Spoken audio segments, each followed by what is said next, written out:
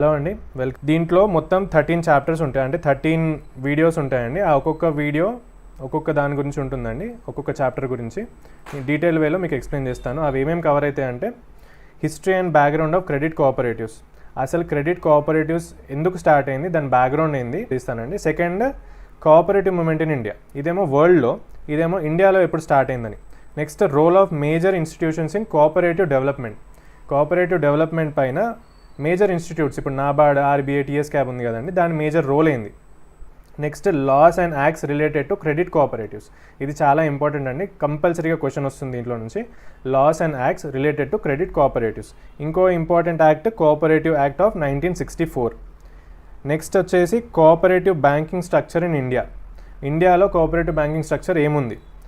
Next, rural cooperative structure ఏంటి, rural కోఆపరేటివ్లో మనకి TG CAB, DCCB, PACS, PACS, ఈ మూడు వస్తాయండి.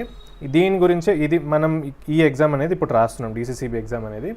నెక్స్ట్ వచ్చేసి elections in rural cooperatives, elections ఏ విధంగా ఉంటాయి. నెక్స్ట్, అర్బన్ కోఆపరేటివ్ స్ట్రక్చర్ ఎట్లా ఉంటుంది, లాంగ్ టర్మ్ కోఆపరేటివ్ స్ట్రక్చర్ ఎట్లా ఉంటుంది, కమిటీస్ రిలేటెడ్ టు కోఆపరేటివ్స్, మొత్తం స్టార్టింగ్ ప్రీ ఇండిపెండెన్స్ నుంచి ఇప్పటిదాకా ఏవేవైతే కమిటీస్ ఉన్నాయో కోఆపరేటివ్ స్ట్రక్చర్ పైన అవన్నీ డీటెయిల్గా ఎక్స్ప్లెయిన్ చేస్తానండి వీడియోలో. నెక్స్ట్,